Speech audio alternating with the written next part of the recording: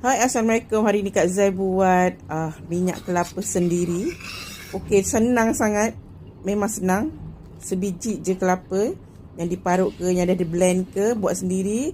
Okey, kita terus masuk dalam kuali dan kita panaskan dengan api yang perlahan. Biarkan dia sampai kering sedikit. Okey.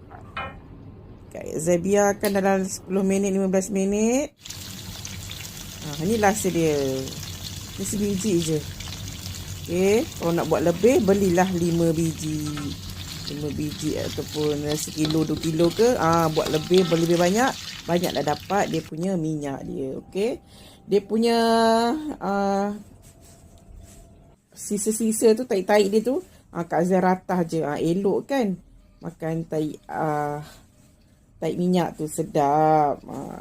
Boleh jaga kita punya jantung. Boleh kawal